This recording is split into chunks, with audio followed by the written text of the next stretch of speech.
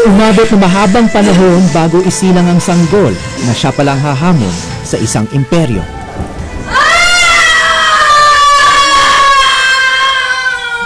Nung pinanganak siya, lubos na nahirapan si Doña Chodora kasi nga malaki yung ulo. Kapag naligtas si Doña Chodora dun sa panganganak kay Jose, dahil sa laki ng ulo, napakalaki ng ulo.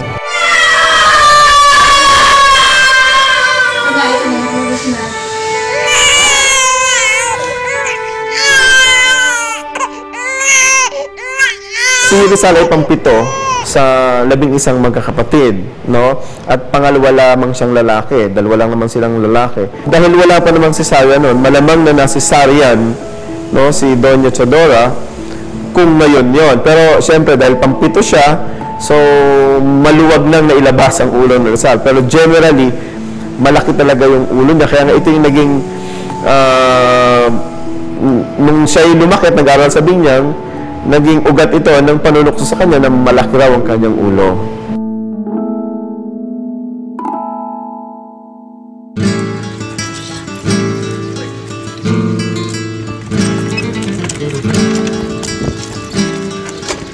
May kaya naman ang pamilyang Mercado Rizal, di ba? Sabi nga ay doon sila nagmula sa Santa Cruz, Manila at napadpad sa Calamba dahil meron silang inupahan ng mga lupain galing na nasa pag-aari ng mga Dominican friars.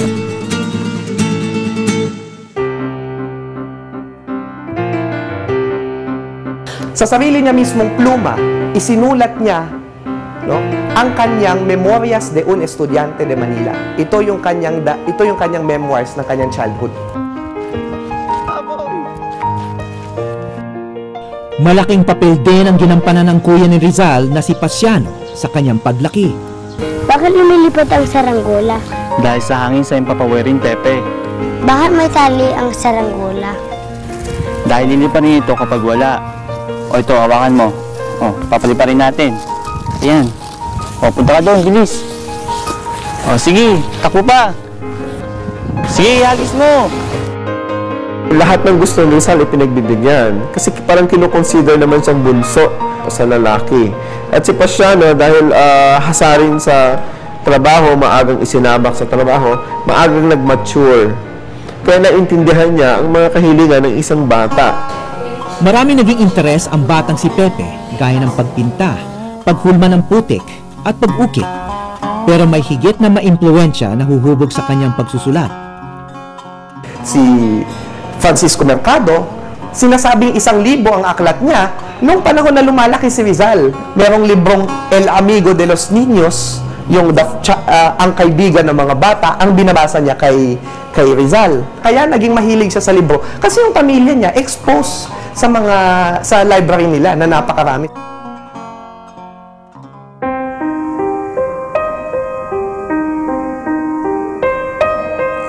Yung mga batang Indio rin nun, walang mother na nag-aral ng kolehiyo. Pero ito, mother niya nag-aral ng kolehiyo. And an expert mathematician. So, malaki ng kaibahan. Talagang wala rin Jose Rizal na dakilang tao na napakatalino kung wala yung mother niya. Ang unang itinuro sa kanya ay dasal. Gabay sa buhay, mga iba't ibang reglamentos, paano maging matuwid na mamamayan, na maging mabuting kapatid. Bagamat wala naman panukat noon ng pagiging gifted pero kapansin-pansin kasi before 2 years old, magaling na siyang magsulat at magaling siyang magbasa. So nakasulat siya ng tula sa Tagalog, of course, yung famous na sa aking mga kabata. Rizal wrote that when he was 8 years old, 1869, with rhyme and meter. So 5 stanza ito with rhyme and meter. No, diyan nakasulat yung kilalang ang hindi magmahal sa sariling wika ay higit pa sa hayop na lang sa isda.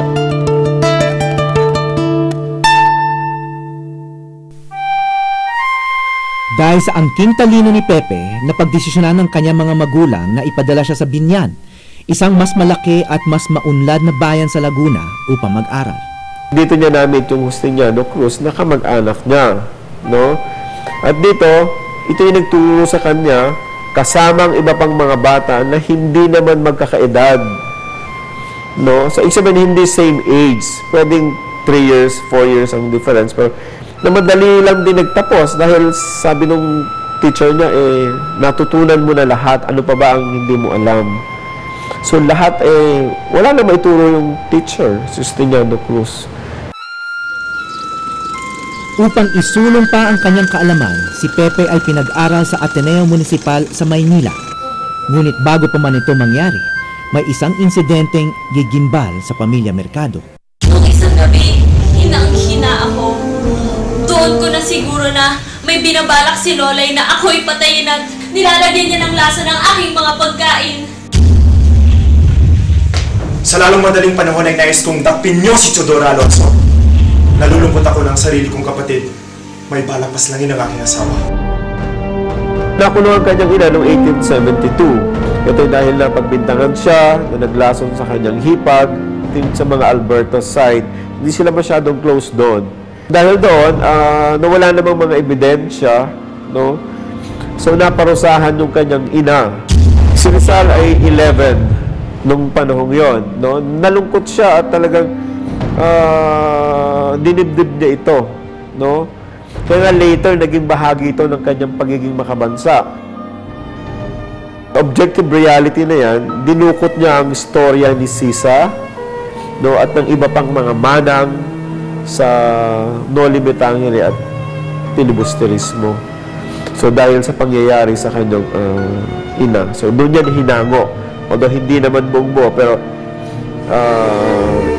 bahagi ng pangyayari sa totoong buhay ay hinango at inilagay sa nobela.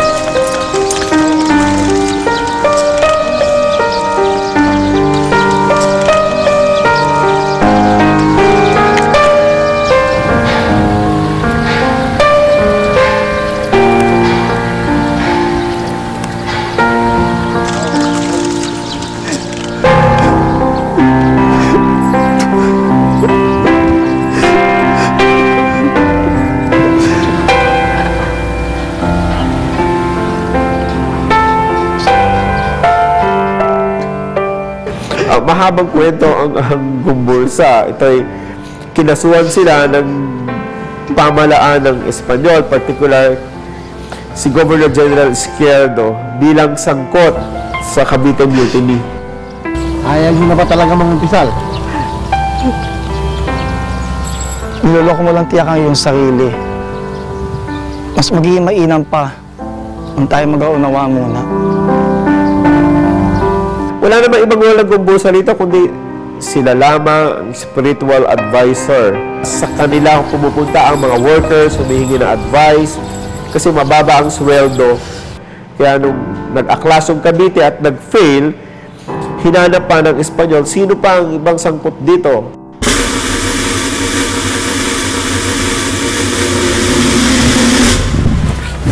Huwag niyo akong papatayin! Hindi na kasalanan! Maraming sa'yo! Maraming na ako! Huwag niyo akong patayin! Maraming sa'yo!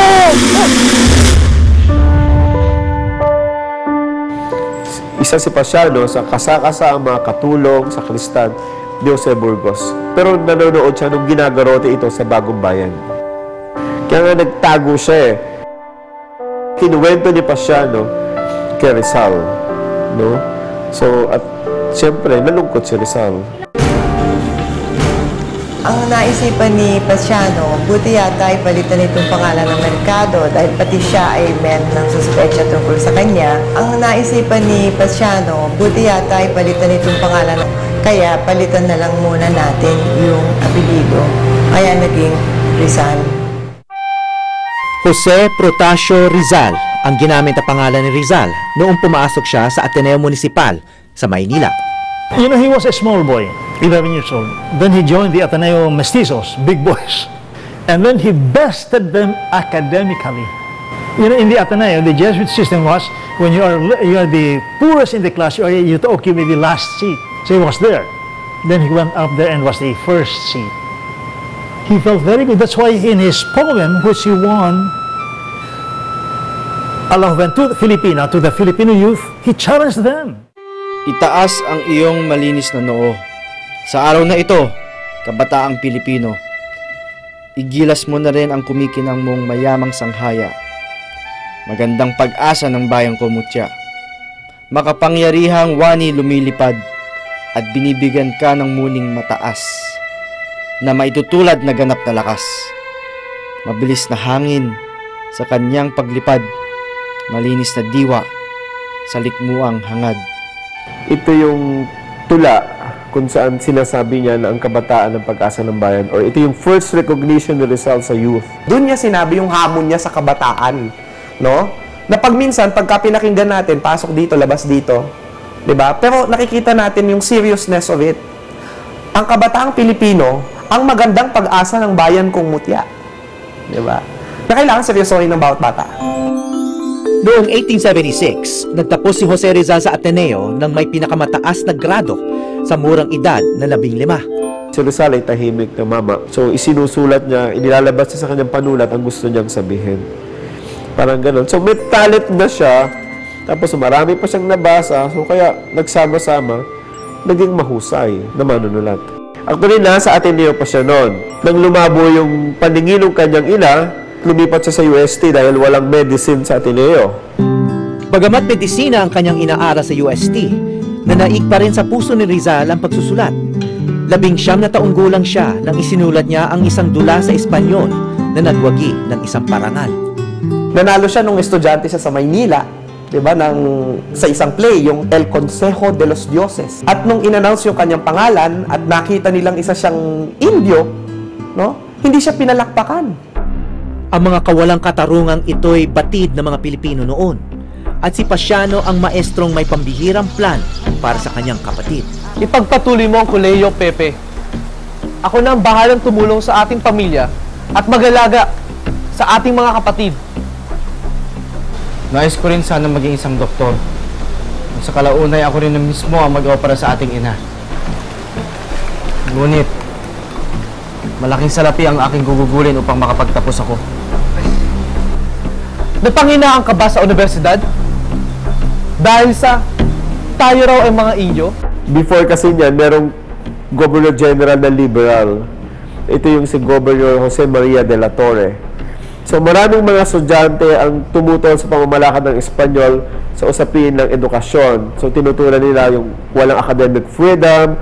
So nakipag-dialogue sila kay de la Torre at ang decision ni de la Torre, sige, binigyan sila ng scholarship abroad. Hindi ba pag-usapan na natin ang tungkol sa iyong pag-aaral? Malaking karangalan, Pepe, ang magkalisensya sa pagiging doktor. Ikaw mismo ang makakatulong sa ating mga kababayang kapuspalad. Si Pasiano talaga ang nagkumbinsi kay Rizal na tumungo sa Europa. Sa totoo lang, yung pagpunta sa Europa, nilihim nila yan sa dalawang magulang ni Rizal. Akala nila Doña Chodora at Don Francisco, babalik pa si Rizal. Yun pala, matagal nilang hindi makikita. Yun, hindi man lang siya nakapagpaalam kasi nga sikreto yung kanilang balak. So that was 1882. No, March 3, 1882, nung umalis siya dyan sa pier ng Maynila, papuntang Madrid.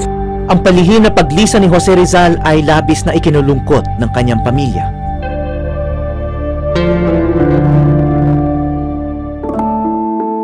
Minamahal kong kapatid, nang tanggapin sa kalamba ang patidgawan na nagbabalita sa amin ng iyong pag-alis. Gaya ng sukat mahintay na lungkot ang ating mga magulang, ngunit higit sa lahat ang matanda nating lalaki na naging walang kibo nasa higaan tuwina at kung gabi umiiyak. Sa Barcelona, isinulat niya ang kanyang kauna-unahang propaganda na ipinadala sa Diaryong Tagalog sa Maynila, ang pag-ibig sa tinubuang lupa. Kayong nawalan ng mithin ng inyong kaluluwa.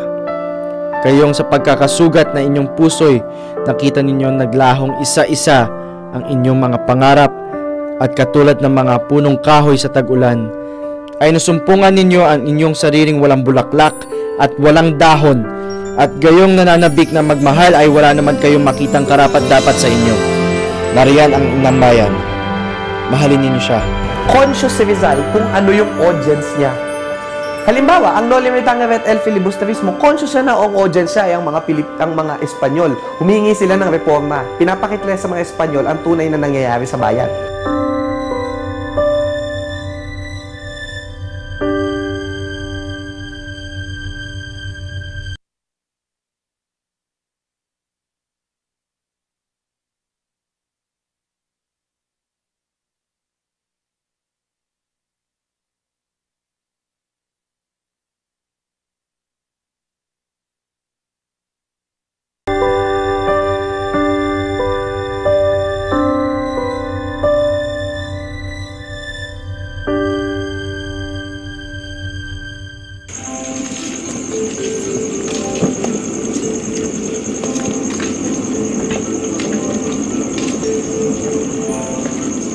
Ilustrado ang tawag sa mga Pilipinong edukado noong panahon ng Kastila. Tatlo yung maaari nila maging profession. Pwede silang maging abogado, pwede silang maging doktor, pwede silang maging pare. Nung panahon na si Rizal ay lumalaki, nagkaroon ng mga sakit, mga epidemya, na kung saan yung mga pare ay nagdadasal lang, wala silang magawa. At kasi nga, ang naniniwala sila na hindi medisina ang sagot, kundi pananalangin para sa milagro. So, ang nangyari, may maraming nagsabi, gusto kong maging doktor kasi gusto kong gamutin yung mga kababayan ko. Senyor Rizal! Ano na? Kanina ka pa namin hinihintay. Salamat. Gusta, Senyor Rizal. Dalgo. Mga kaibigan ni Rizal, marami dyan, mga abogado. Bakit? Salo-salo. Kasi, yung mga praile ay patuloy sa pagkuha ng renta sa kanilang mga lupa. Matindi man ang diskriminasyon, marami sa mga ilustrado ang nagpamalas ng angking talino at galing. Sa Madrid, nanalo ng gintong medalya si Juan Luna para sa kanyang mural na Spoliario. Si Felix Resurrección Hidalgo naman ay nanalo ng pilak na medalya para sa Las Vírgenes Cristianas Expuestas al Populacho. For the first time, napatunayan ng mga Pilipino na meron tayong talento na katulad ng mga Espanyol. Si Juan Luna at Felix Resurrección Hidalgo rin ang tinatawag nating First Filipino International Achiever. Sa pagdiriwang ng patimpalak na ito, nagbigay pugay si Jose Rizal sa kanyang mga kapwa ilustrado. Malapit na magwakas ang patriarkal ng lipunan sa Pilipinas. Ang mga anak ng ating bayan ay namamayagpag ng talino at talento sa buong mundo. Ito ang simula ng ating pagkamulat. Mga instrumento upang umulat ang ating bayan at magnais ng kapayapaan. Pagkakaisa ng bansang Espanya at ang kanyang anak na Pilipinas. Nang sa hinaharap, ang mga Pilipino ay may pantay na karapatan sa kanyang inang bayan. Karapatang matuto, mamulat, mabuhay na mawalhati at ngumiti na walang kapalit. Salud! Salud! Sinabi niya doon, genius knows no country. No? It is the patrimony of all.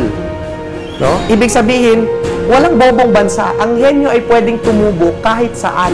Pinuri yung speech na yon ng mga liberal sa Espanya. Pero dito mo makikita yung discrepancy. Yung mga liberal sa Espanya, they like the idea that we are becoming like them. But, the Spaniards in the Philippines, the friars, nung mabasa nila yung speech na yun, sabi nila, markado na tong tao ito.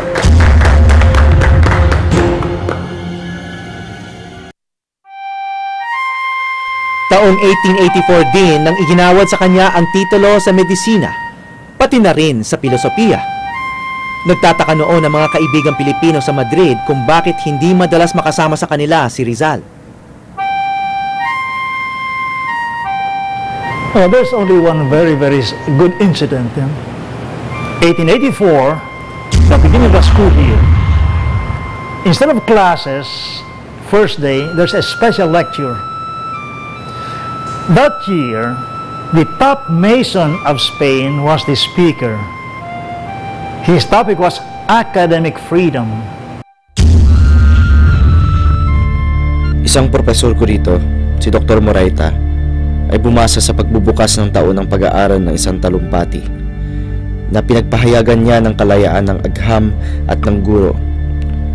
Ang aral na ito ay pinarusahan ng ekskomunyon ng mga obispo. Habang sila'y lumilibot sa mga lansangan, ay nagsisigawan ng mabuhay. Ito'y naging sapat na dahilan upang ang mga nag-aaral ay tugisin ng mga pulis.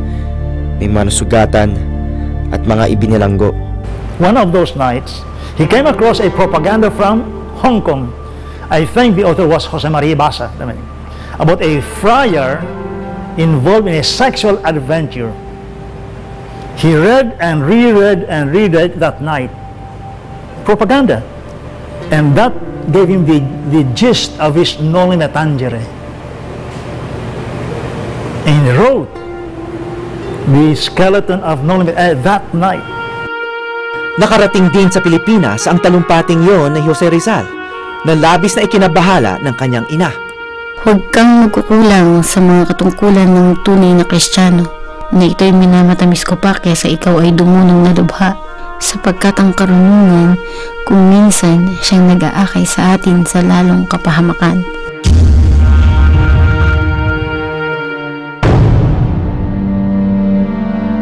Buong katapatan namang nilinaw ni Rizal sa kanyang ina ang kanyang intensyon. Ako'y sinabihan ng huwag magsulat, kaya't aking binitawan ang aking panulat. Ang kaisa-isang sandatang aking ginagamit. Kapag minsan ito'y muling pinulot, ito ay dahil sa pinakamakapangyarihan na dahilan na nag-uudyok sa akin na gawin ito.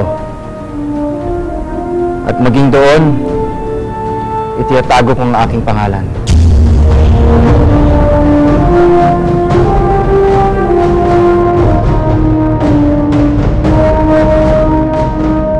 Mula Espanya, tumungo si Rizal sa Pransya upang magsanay sa patnubay ng sikat na ophthalmologist na si Dr. Louis de Vicar. Bukod sa mga ilustradong Pilipino sa Europa, nagkaroon din siya ng mga banyagang kaibigan. Isa na rito ang Czech na si Ferdinand Blumentritt. Tawag ni Rizal kay Blumentritt, my brother, ang katuwang ng aking kaluluwa, my soulmate. Blumentritt, who never sets foot on the Philippines, was the foremost Filipinologist in Europe at that time. Siya yung pinakamagaling na eksperto sa Philippines. Oh? So, naturally, Rizal wanted to meet him.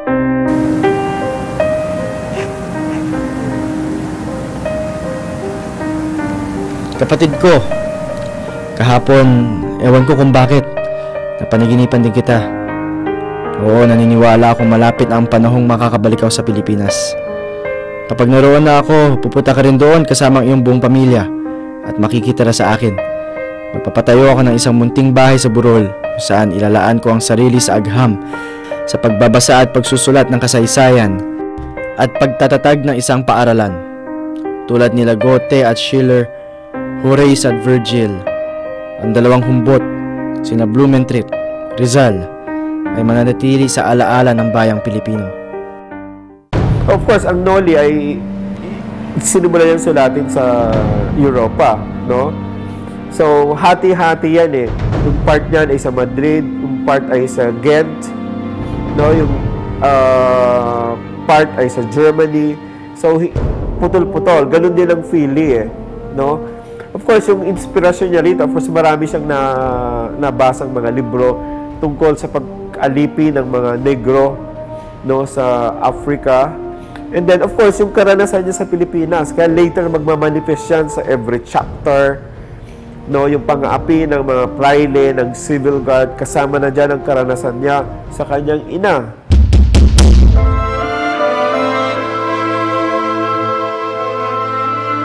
Nagkamali ako ng pagkakataya. Akala ko ay ang 1,500 CP ay magkakahalaga ng 200 piso lamang. Ngayon nakausap ko na ang mga manilimbag at nataya na nila. Ang hinihinging kabayaran sa akin ay halos 500 piso. Dahil dito ay hindi ko na ipinagpatuloy ang pagpapalimbag niyon. Sinasakit na gayon na lamang na aking kalooban na hindi maipalimbag ang kalat na ito. At pinaghirapan ko araw at gabi sa loob ng maraming buwan. At pinag-aalayan ng mga dakilang pag-asa.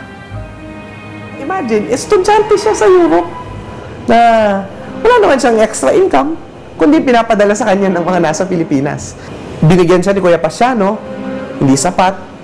Pero binigyan ulit siya ni Maximo Viola, no? Na kanyang naging kaibigan, no? So, dahil sa mga perang 'yon, nakakapaglimbag si Jose Rizal ng 2,000 copies ng Noli Me Tangere. To cut the cost, may binura siyang chapter. Makikita mo yun sa manuscript, nilagyan niya ng linya. Pagsapit ng 1886, matapos ang mahigit 4 na taon sa Europa, wala nang iba pang nasa isip si Rizal kundi ang magbalik sa Pilipinas. Makalipas ang 1 taon, umuwi si Rizal bit-bit ang kanyang pinakamahalagang armas. Tandaan natin, hindi lahat ng Pilipino ay nakakabasa ng Espanyol. Una. Pangalawa, yung mga kopyang na punta sa Pilipinas, sinamsam pa yun ng mga Espanyol. Kasi nga, eventually, naglabas sila ng order na hindi dapat ibasahin ang librong ito. At kapag ikaw ay nahuling may kopya, ikaw na ay huhulihin. Noong taon din yun, ipinagbawal ang sirkulasyon, reproduksyon at pag-aangkat ng Noli Me Tangere sa Pilipinas. Don't touch it. Bahala na. He wanted to wake up the Filipinos because of this really tremendous letdown in Spain. Everybody's free there, not in my country. Because the Filipinos are patay-patay.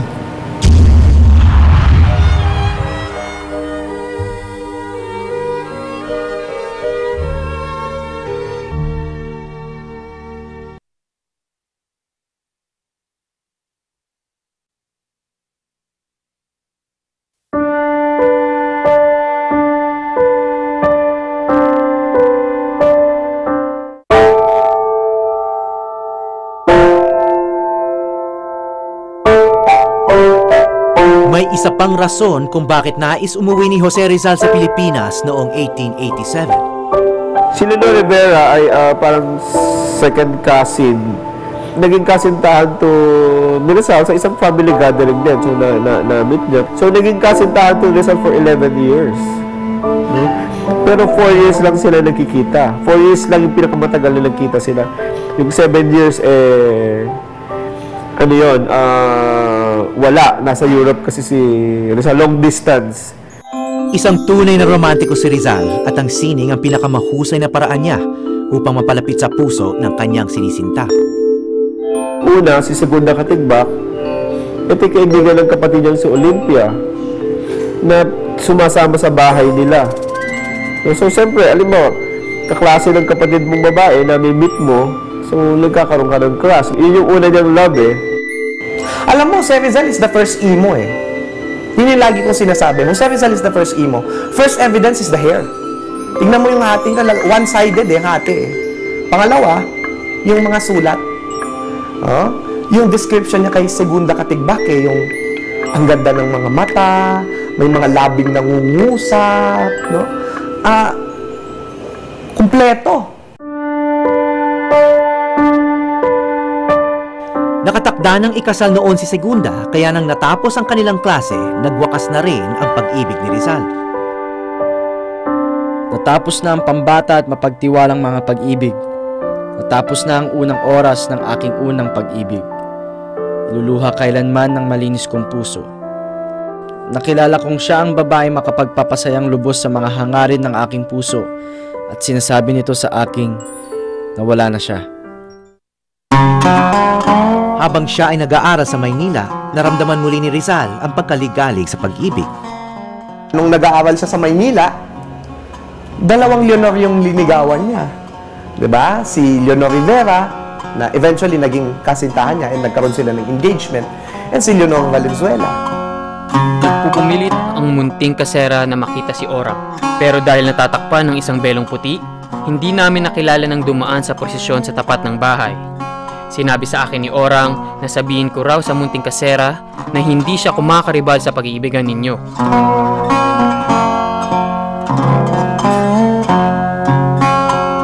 Sa aking palagay, siguro natatakot siya na baka yung messenger niya, yung kaibigan niyang si Chenggoy, baka maipagpalit yung sulat. Di ba? Kung kaninong yun ang ba ibibigay, di ba? Sa paglalakbay ni Rizal sa ibang bansa, marami pa siyang nakilala mga babaeng hahanga sa kanya. Si Rizal ay mapagkaibigan lang sa babae, pero hindi siya yung tipong nagpapakilala ng sarili. So, nagiging kaibigan niya ito dahil nakakasama niya sa boarding house, anak ng kanyang kasera, anak ng kanyang kung saan siya nag-OJT. No, kumbaga, yun lang. No, kumbaga, ina-approach siya, hindi siya mismo yung... Ngunit ang ating bayani may pagkamailap din. Sa London, nakilala niya si Gertrude Beckett. Hindi ko maubos maisip kung bakit hindi mo sinasagot ang sulat ko. Halos 3 linggo na ang lumipas. Walang isang araw na lumipas na hindi ako tumitingin kung may sulat ka. At bigong-bigo nga kapag nakikitang wala.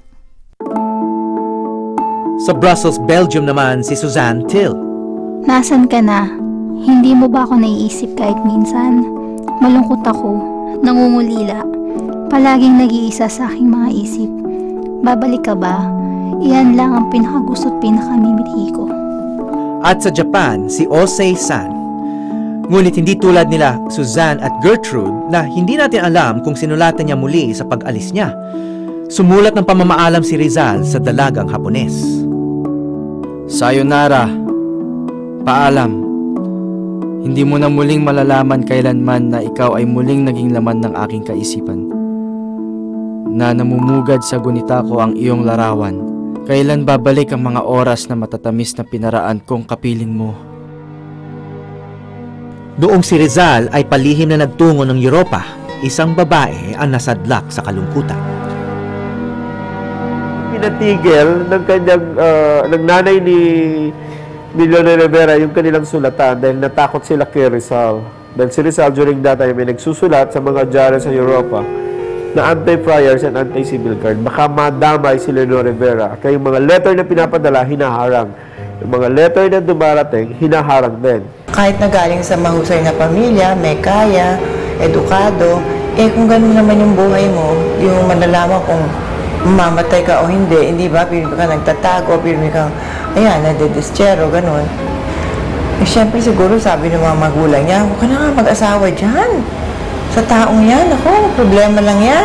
Dito ka na mag-asawa dito sa, di ba, British engineer? Buti na dito ka na mag-asawa. Ayan.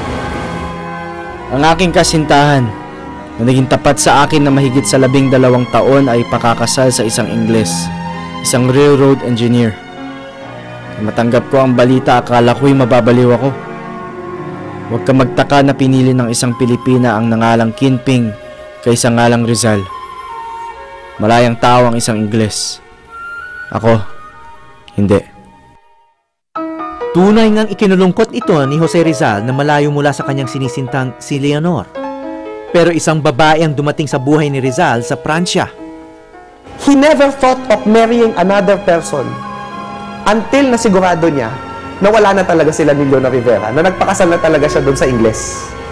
Doon niya lang naisip na pwede na pala ako magpakasal kay Nelly Busted.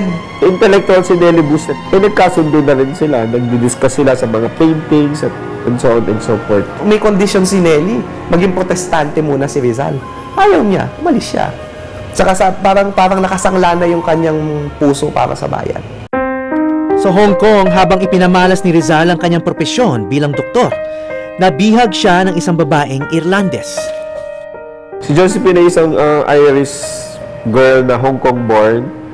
Nanamit ni Rizal as early as siguro 1891 no 1892, no? Nung nasa Hong Kong si Rizal, kasi nag-clinic si Rizal sa Hong Kong. Ito ay nasa pangangalaga ni George Stauffer, yung kanyang ama-amahan, no? At nasa isang restaurant na nagsaserve, parang servidora. And then later, after 4 years, magmi-meet uli sila sa dapitan. Ngunit sa hindi inaasahang pagkakataon, hindi sang-ayon ang pamilya ni Rizal sa relasyon niya kay Josephine Bracken. Kaya pagkapili itong tiyo ko, sabi, alam mo, yan si Josephine Bracken. He was just thrown into her company. Sabi pa naman gano'n. Sabi, nagulat kami lahat. Tiyo naman, oh, he was just lonely. Sabi gano'n. Ang may dala ng liham na ito ay si Miss Josephine Leopoldine Topher, na muntik ko nang pakasalan sa pag-asang papayag kayo. Ang aming pag-iibigan ay naputol sa mungkahi niya sapagkat maraming magiging hadlang. Naunahan ang pamilya ni Rizal ng mga masasamang issues against Josephine Bracken. Kasi kaduda-duda naman yung kasama nila nung dumating sila sa dapitan. Ang guide nila si Manuela Orlac, isang malapit sa mga fraile. Noon pa lang, nung nalaman nila yon, parang hindi na sila para dun sa pag-iibigan. No? Parang ang suspetsa nila is piya si Josephine na mga fraile. Kinasal nila ang sarili nila dahil ayaw sila ikasal ng estado na nagmasod si Rizal. Hanggang sa, of course, nagkaanak si Rizal, kaya lang namatay ito. Payak ang naging buhay nila Josephine at Jose sa dapitan, malayo sa magulong mundo ng Kamaynilaan. Ngunit hindi rin ito magtatagal.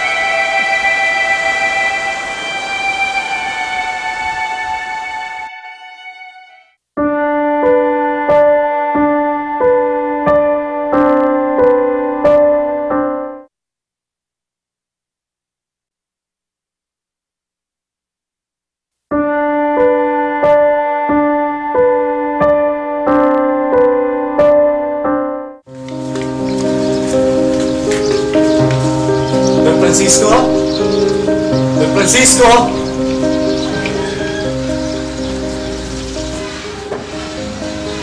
Ano pong kailangan nila? Ay, susana namin kumonsulta kay Don Francisco. Ay, sige, tuloy mo na po kayo.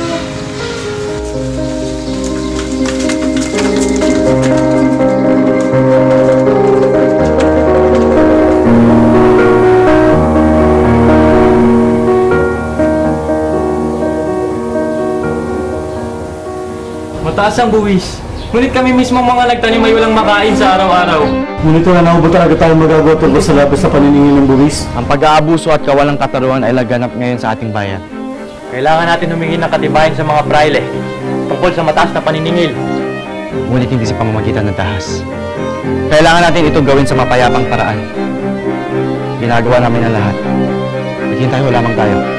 Kailangan natin may paabot sa ating pamahalaan na tayo dinigitip ng simbahan. Ang kapayapaan, una sa lahat, ang dapat natin isulong. Kailangan natin pigilan ang pananakit ng mana sa kapangyarihan. Kung magpapadalos-dalos tayo, maraming madadamay. Hindi naman kami nagkukulang sa pagsusulong ng pantay na karapatan ng ating inang bayan. Sa pagbalik ni Rizal sa Pilipinas pagkatapos ng paglimbag ng Noli Me Tangere, sinulubong agad siya ng daing ng kanyang mga kababayan sa Calamba.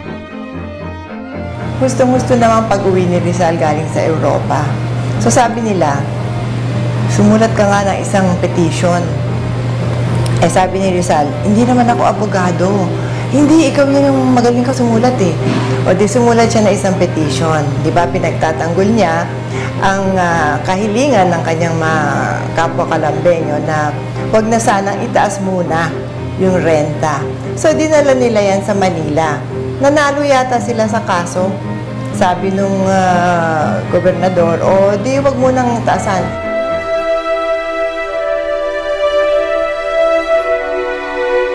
Ngunit patuloy naging problema sa renta at sa paglaganap ng Noli Me Tangere. Nagmistula itong apoy na pumapasok sa mga praile. Mapipilitan si Pasiano na gawin ang isang hindi inaasahang desisyon para sa kaligtasan ng kanyang kapatid.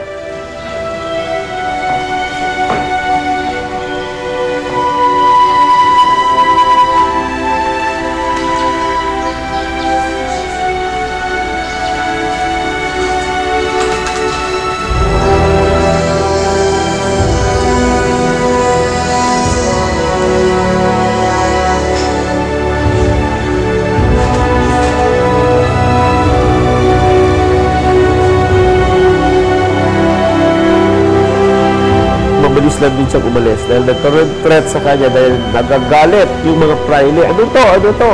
Kasi nga, may damaso doon na nanggahasa, nag-rape, at inanakad, may pare salvi doon na binusohan sa Maria Clara. So, hindi ito matanggap ng mga praile. Pinaalisan ni Pasiano actually. Kasi, natatakot sila sa buhay ni Rizal. So, kaya balik Europe siya. At sinimulan niya, tinapos niya ang Philly naman. Dumating rin ang panahon na si Lolo Pasiano, sinabi niya doon sa lahat ng mga kasambahay, kahit na hindi ka mag-anak, gamitin ninyo yung apelidong Rizal kung gusto ninyo. Sa palagay namin, ginawa niya yon upang lalong mahirap hanapin si Rizal. Ngunit may mga bagay na hindi kayang gawa ng paraan ng pamilya Rizal. Nag-appeal yung mga praile, so natalo sila. Ngayon, malaking epekto nun sa buhay ni Rizal dahil sa galit nga ng mga praile sa kanila, pinaalis sila dun sa bahay, sinunog yung bahay, tinapon lahat ng gamit, tapos lahat ng kanyang mga kamag-anak, yung mga asawa ng kanyang mga kapatid na babae, tinapon kung saan-saan. Meron sa Bohol, meron sa Mindoro. Walang ibang napagpalingan ng sama ng loob si Rizal kundi ang kanyang dayuhang kaibigan na si Ferdinand Blumentritt sa pamamagitan ng sulat. Those who deport or imprison any individual without a right to do so can only expect our hatred. And if we cannot avenge ourselves, our sons, and if not, our grandsons will do so.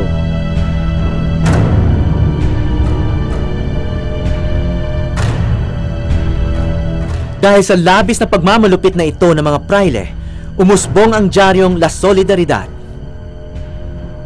Dito ipinahayag ni Rizal ang kanyang mga artikulo na lumalaban sa simbahan at gobyernong Kastila. Nagtago siya sa pangalang Laon-Laan. Isa sa pinakakontrobersyal na isinulat niya ay ang Sobre Indolensya de los Filipinos.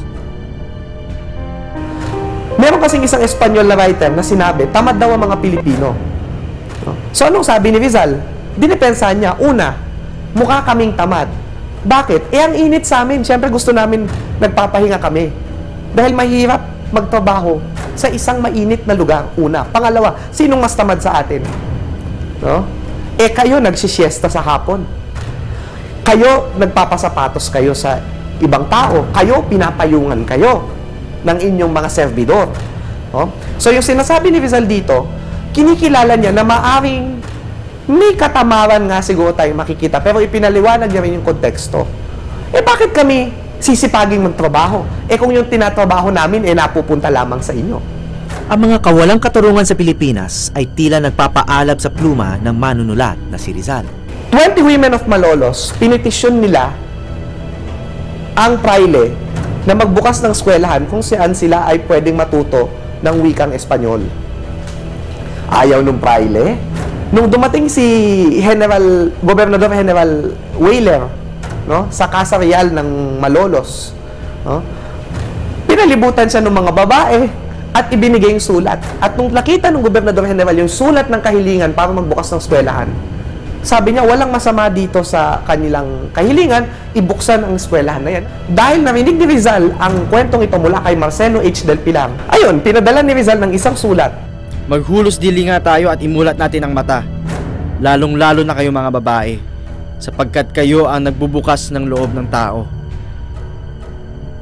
Ang kamangmangay kaalipinan, sapagkat kung ano ang isip ay ganoon din ang tao.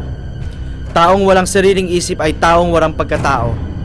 Ang bulag na tagasunod sa isip ng iba ay parang hayop na sunod-sunod sa tali.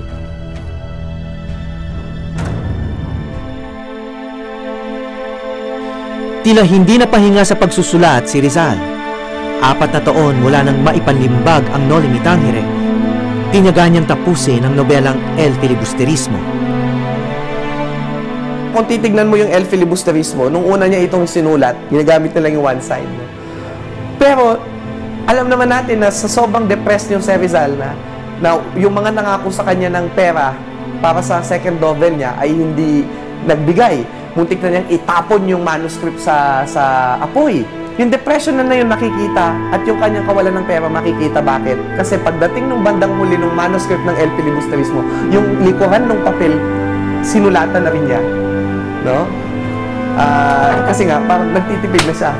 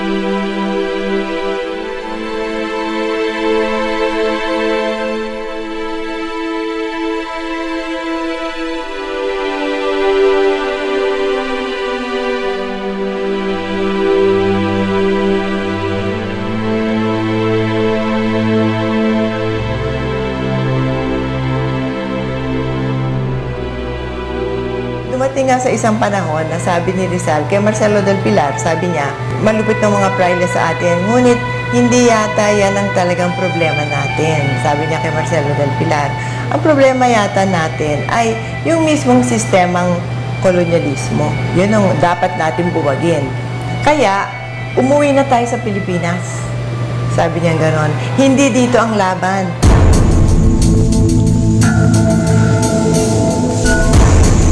Basing, ano nang plano mo ngayon?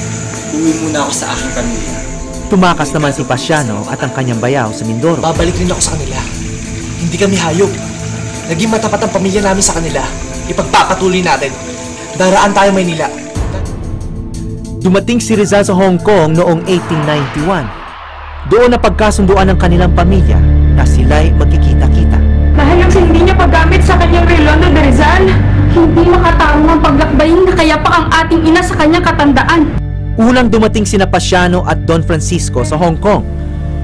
Sobra-sobrang kawalang katarungan na ito. Ating ina, ating pamilya, ating kababayan! Sa pagsunod ni na Doña Teodora, ikinuwento ng mga babaeng kapatid ni Rizal ang sinapit ng ilaw ng kanilang tahanan. Kinuha na nila ang lahat sa atin. Kung ganun, wala na mawawala pa sa atin. Kasama tayo rito ngayon. Ating pamilya. Maaari na lamang bumuti pa ang mga bagay.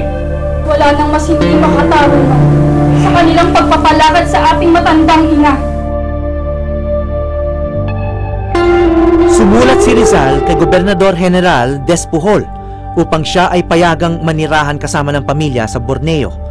Ngunit hindi siya pinayagan. Bagkus binigyan siya ng pagkakataong umuwi sa Pilipinas. Nung nasa Hong Kong pa lang siya, nagplano siya na pagdating niya sa Pilipinas, itatatag ko ang isang asosasyon. Ito yung La Liga Filipina. Ang aims ng La Liga Filipina ay ganito. Magtatatag ng isang samahan upang ipagkaisa ang mga Pilipino para maging isang katawan. Ibig sabihin, para kay Rizal, nationhood begins with oneself. Nagsisimula ang pagkabansa sa puso at sa gawa ng bawat isang individual na Pilipino. Ang isa sa mga sumapi ay si Andres Bonifacio, tsaka si Ladislao Diwa, si Deodato Arellano. Dahil siguro sabi ng mga Kastila, aba, tignan mo ito, oh, nung araw ay pasulat-sulat lang siya. Eh ngayon, nagtatatag na ng kilusan. Naku, talagang mapanganib na itong si Jose Rizal na ito. Dakipin na natin at idischero sa dapitan. Kasi parang gubat pa nun yung dapitan eh. Layo-layo. O ngayon, nung naganap yun, sabi ni Andres Bonifacio, naku, hindi na talaga pwedeng madali ito sa mabuting salita. Hindi ba? So nagtatag sila ng katipunan.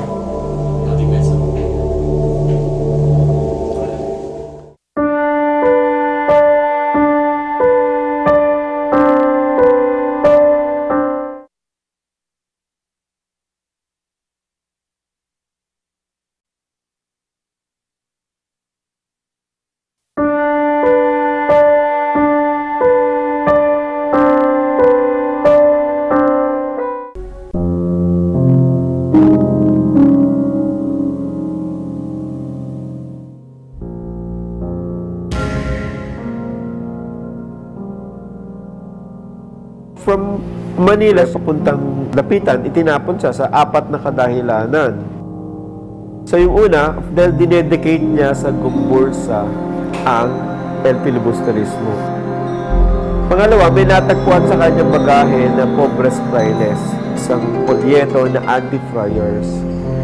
Tapos pangatlo, ang mga kaisipan daw niya ay naglalayo, no, sa mga kabataan sa edukasyon. Pang-apat, may mga sinulat siyang anti-religion. Yung nasa likod pa nito na wala doon, para hindi siya maka-impluwensya sa mga grupong nakikita nila na nag-organize na sa Pilipinas. Dahil malaki nga ang naging impluwensya ng Noli and Fili sa mga kilusan, no, na namumuo, hindi pa buo, namumuo sa Maynila. Yung mga last chapter doon, yung si Father Fernandez, kasi sinasabi doon kay Simon, di ba si Simon gusto niyang gumawa ng revolusyon? Bago mo gawin yan, dapat yung ayusin mo muna yung sarili mo. Parang roadmap yan na how not to wage a revolution. Kakaibang buhay ang sinapit ni Rizal sa Dapitan. Malungkot siya nung pagdating niya doon dahil siguro parang gubat nun, ano? Galing ka sa Europa, galing ka sa Manila, hindi ba? Talagang isang hagupit yun sa buhay mo. Ngunit, hindi siya nasiraan ng loob. Di ba? At tinulungan niya yung komunidad doon. Pinakamamahal kong ina, naglilibang ako madalas upang hindi mainip. Marami akong ginagawa. Nagtitipon ng mga kabibi, nangangabayong paminsan-minsan, at tumama pa ako sa loterya. Nung nasa Dapitan siya, nanalo siya sa loto, ibinili niya ng napakalaking lupa. No? Kung saan gumawa siya ng dam, gumawa siya ng ospital, gumawa siya ng eskwelahan, gumawa siya ng kung ano-ano. No? So, ibig sabihin dito, pinakita niya what Jose Rizal can do kung binigyan siya ng oportunidad na maging isang public servant. Walang kulang sa akin kundi ang kayo'y makapiling upang maging maligaya.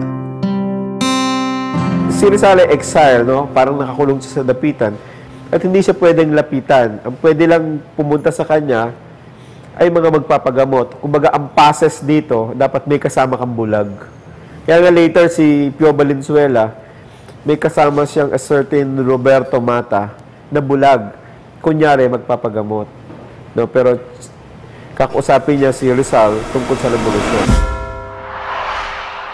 Noong 1895, nagboluntaryo si Rizal kay Gobernador General Blanco na magsilbi bilang doktor sa Cuba, kung saan may nagaganap na revolusyon. Kung nasa Dapitan siya, sabi niya, ako'y magsisilbi sa mga Espanyol sa Cuba kasi nagkakaroon ng revolusyon. So, sabi nung ilan, makikita dito yung pagtataksil ni Rizal. Kasi sa totoo lang, gusto niya talagang sumagsilbi sa mga Espanyol. At one perspective, you can also look at it as he wanted to go to Cuba so that he can learn about revolution. Nung nandun na siya papunta sa Cuba, sumiklab ang revolution. Nahuli siya ngayon. Nakulong siya sa Spain ng ilang araw kasi binilik siya sa Pilipinas, November 3. Ikinulong na naman siya doon. Pero kasi ito yung mga nahanap nila. Sa mga meeting ng Katipunan, nandun yung larawan ni Rizal. Lagi nga silang sumisigaw na mabuhay ang Katipunan, mabuhay ang Kalayaan, mabuhay si Jose Rizal. So, at password si Rizal ng mga bayani. Nakarating ang mga sikretong ito sa simbahan at gobyernong Kastila. Sa pagbalik mismo ni Rizal galing Espanya, idiretso na siya sa Fort Santiago upang ikulong. Marami mga katipunero ang hinuli at pinahirapan dahil sa revolusyon noong 1896. Kung Indio ka noong panahon ng Espanyol, nangangatog na ang ano mo. Nangangatog ang tuhod mo. Kasi ibig sabihin nun, hindi mo na alam kung lalabas ka pa doon ng buhay. Alam niyo torture na ginagamit nung unang panahon, yung mga malalaking pako na ipinapasok sa bawat daliri. No? Meron pa yung ibibitin ka ng patiwarik, tapos bubugbugin ka at lalatikuhin ka. No?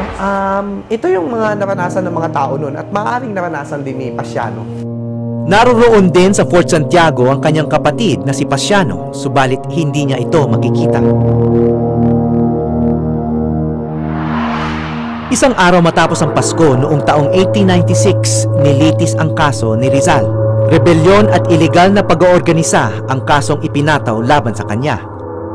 Kailanman hindi ako nagtaksil sa bayan. Kaalaman ang nais ko ipahatid sa aking mga kababayan. Hindi apoy ng galit labang sa kung sino man. Isang kamulatan. Ngunit ang katotohanan sinuwalat mo ay pinabumulanan. Nagpunla ka ng puot sa lahat ng kasinungalingan! Higit pa sa riyan ang ninais ko ipatid sa aking mga kababayan. Kung titingnan natin, ang pinakamalalim na dahilan doon ay isa lang, illegal association. No, yung sinasabi nilang sedition, no, at iba pa, sabit lang yon, no? So, pagtatayo ng katipunan, ang pangunahing kaso sa Rizal dahil ang katipunan ay illegal at kalaban ng Estado. Sa araw mismo ng paglilitis, hinatulan ng kamatayan si Rizal. Hindi pa ba tayo gagawa ng paraan? Handang magbuwis ng buhay ang ating mga kasama. May takas lamang si Maestro. Huwag! Pero bakit? Kung yun lamang ang tanging paraan para mabuhay siya. Hindi rin siya papayag kapag nagkataon. Mas marami siyang magagawa kung mabubuhay siya. Pero mas marami Pilipinong mamumulat. Kapag natuloy ang sintensya, iaalay mo ang sarili mong kapatid. Sa paligay ko, alam rin nila yan eh. Hindi lang nila siguro pinag-uusapan. Pero kung yan talagang ginagawa mo, sumusulat ka tungkol sa lipunan, pinipintasan mo sila, binabatikos mo, o minumulat mo yung mga pananaw ng iyong mga kababayan, eh talagang diyan ka hantong. People are saying Jose Rizal is anti-revolution. Ang tingin ko naman dyan, Rizal was ambivalent. Pagayon-gayon siya tungkol sa revolution.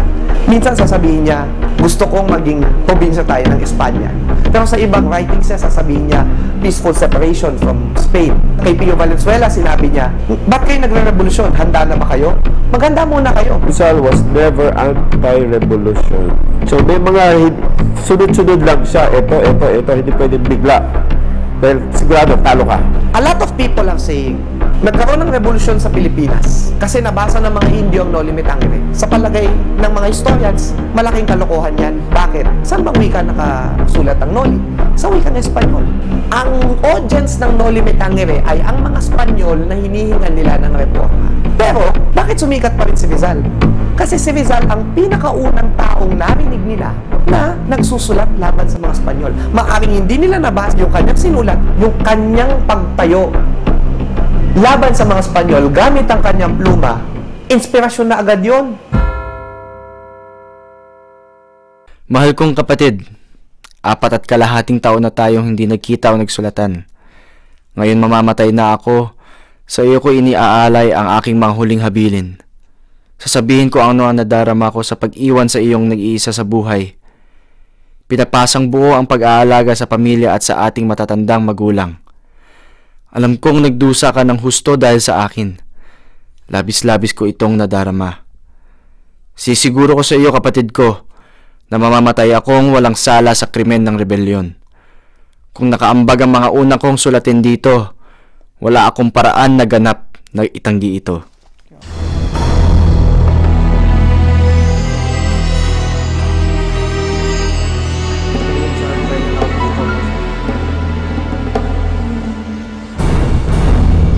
Ang kanyang mi ultimo adios na isinali ni Andres Bonifacio sa Tagalog at ipinalaganap sa mga katipunero ay isang inspirasyon mula noon hanggang ngayon.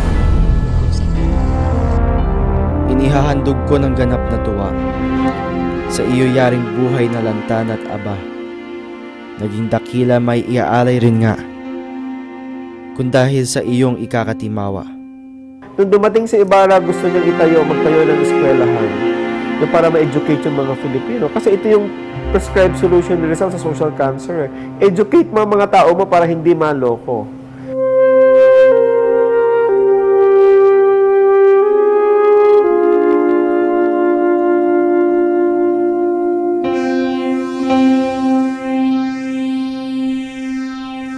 Bibitay at madlang mabangis na sakit o pakikibakang lubhang mapanganib. Pawang titiisin kung ito ang nais ng bayat tahanang pinakaiibig. It was him he expressed in his pen. Antonio Luna, a younger Filipino, admired Rizal, and he said, "We felt like cowards because we were afraid to share our love for our country. To us, he was a big man on his own pedestal because of his writings.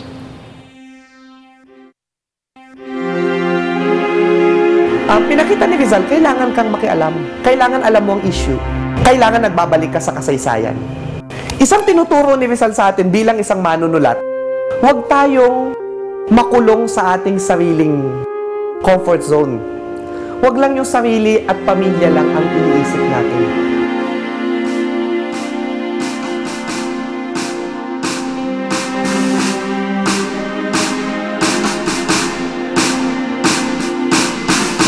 Nga ba, the pen is mightier than the sword, sabi nga nila. Because with the pen, you write your ideas, and you know that you cannot kill ideas. You can kill the writer, but the ideas live on. So yung panulat niya o yung pluma, malaking bagay ito sa pagiging Rizal ni Rizal. Hanggang sa dulo ng buhay niya, hawak niya ito, kapit niya ito. Ito talaga ang lumikha kay Rizal. Sa sandaling buhay maalab kong nais, ang kagalingan mo at ang paiwang sulit. Ng kaluluwa kong gayak na aalis, ginhaway kamtam mo, anong pagkarikit? Paalam na liyag, tanging kaulayaw, taga-ibang lupang aking katuwaan. Paalam na sa inyo, mga minamahal, mamatay ay ganap na katahimikan. Pag-ibig sa tinubuang lupa ang nag-udyok kay Rizal upang gamitin ang pluma bilang sandata. Kalayaan na ating tinatamasa ngayon ang pinakamatamis na bunga nito.